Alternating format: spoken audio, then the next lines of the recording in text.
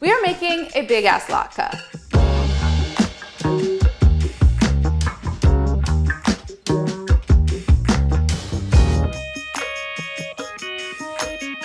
It is a latke that serves a crowd. I don't think that latkes should have to suffer from being cold and soggy by the time they're all made. And so my solution is to turn all of those little latkes into one large latke. 3 things that you're gonna take away from this recipe.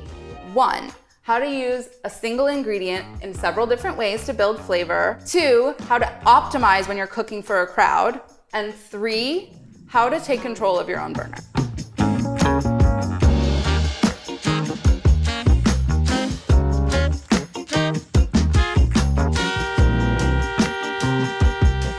So let's get into it. Step 1, pickle the onion. So here we're going to both pickle an onion and also grate it and add it into the latke mixture that's then going to get crisped up and sweetened later on. So the pickled onion is gonna be hot and bright and spicy and raw, and then the grated onion is gonna be mellow and sweet and cooked. As thinly as possible, using a very sharp knife, slice it into rounds, but I'm only gonna use about 1/3 of it. And then the rest of it, we're going to set aside and we're going to grate later on. Then I'm finally grating the zest of about half of this lemon, and then I'm gonna squeeze the juice of half. It's not a hot pickle, meaning we're not heating it at all. We're just sort of marinating it in some acid to give it flavor. I'm seasoning the onions with salt, and then I'm gonna give them a little toss and set them aside. They're gonna kind of collapse and soften, and they will start to take on their seasoning, and we're gonna use these as a topper for our big-ass latke later on. Step 2, make the horseradish cream. So I'm gonna take about 1/2 cup of sour cream just to create like a tangy, creamy condiment that we can swipe our latke through once it's done. Couple big tablespoons of prepared horseradish and a couple tablespoons of capers with a big pinch of salt and a lot of freshly ground black pepper. I like this to be pretty spicy and intense because we're gonna be adding it to this like really fatty, crispy, starchy potato thing. A little more lemon zest, and then we stir it up. And then we're gonna taste and we're gonna see what it needs.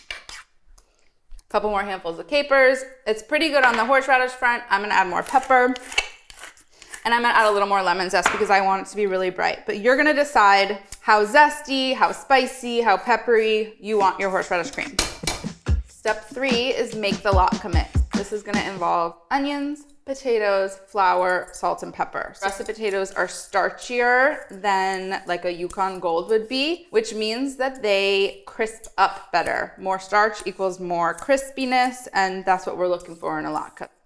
So we peeled our potatoes. We're gonna grate our onions. You're gonna take a box grater and you're gonna grate the onion on the large holes of the box grater, and it's going to make you cry. And that's just part of the big-ass latke. Here we go. Here come the tears. This is dangerous. People are so scared right now. I'm feeling my way through it. Okay, so we've got our grated onions. I'm folding up my towel. I'm gonna head over to the sink and I'm just gonna squeeze out as much liquid as possible. Did you guys see all that? This is a lot. So grated onions are gonna go into a bowl. So then taking the box grater, I'm gonna grate these potatoes. I am intentionally making really long shards, and I'm on the large holes again, instead of going like this. Because then you get these tiny little short ones, and they're just not as cute. I just like long strands better. And now we're gonna roll these guys up, and we're gonna do the same exact thing we did with the onions, and we're gonna squeeze all their liquid out. So much liquid coming out. Do I look strong? Should have worn a different shirt so everyone could see my biceps. All right, so we've got grated potatoes, grated onions. We're going to add flour, extra starch, so that it doesn't fall apart in the skillet. And then season pretty heavily with salt. We just put 5 potatoes in here. It's a lot of potatoes, they need a lot of salt. And we wanna make sure that the potatoes on the inside of the latke are just as seasoned as the potatoes on the outside of the latke. So seasoning this mixture before it goes into the skillet will ensure that. And just using your hands to toss and coat.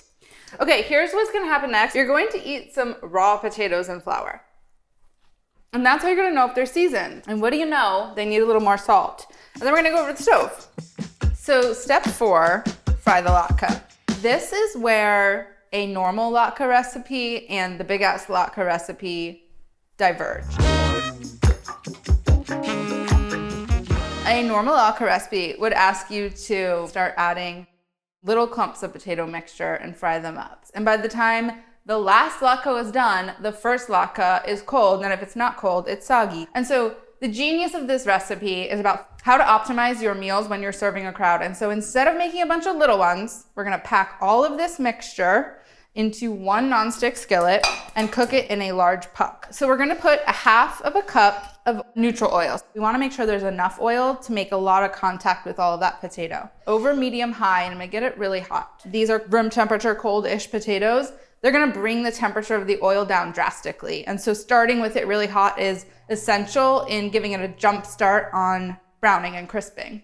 I'm gonna start adding the potato mixture into the skillet, making sure that it's really evenly spread out because we're looking for a nice, perfectly even, round latke.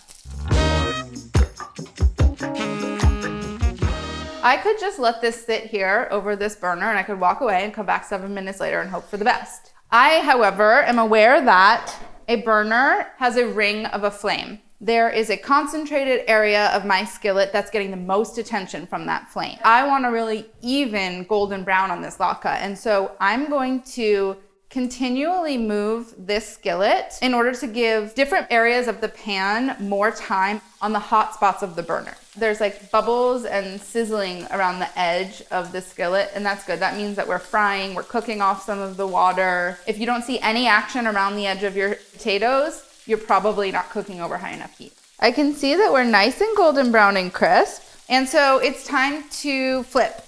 But before we flip, we're gonna turn it off the heat, and we're going to tip off some of this fat.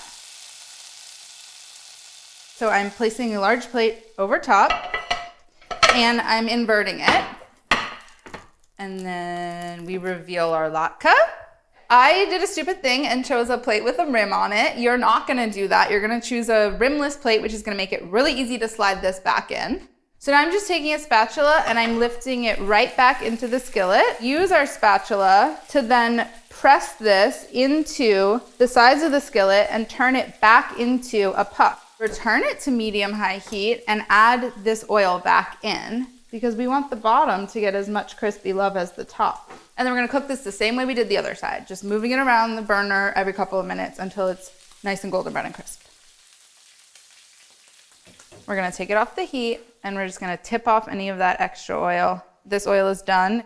It's given us everything we need, which is a crispy golden brown latke. And then we're gonna head over to our cutting board. You could just slide this out onto your cutting board if you want, but the crispier side is now the bottom side because that's the side that was most recently making contact with the oil. So I like to go crispy side up. So it's just one more. Look at that beauty. Beautiful, crispy, golden, large puck of a latke that's gonna serve many people. I'm gonna put a big pile of horseradish caper sauce, so a nice pile of onions on top. And then, my favorite trick in the book, we're gonna top it with dill because latkes love dill. And mostly I love dill. One large wedge. There she is. So what did we learn? We used one onion 2 different ways. Cold, soggy latkes are problems, but our solution is a large format, singular one. And we learned a thing or two about our burner and how to really achieve maximal crispiness and even cooking no matter what's in the skillet. Crispity, crunchity, latkety. Like it's just a good latke, I don't know what to tell you.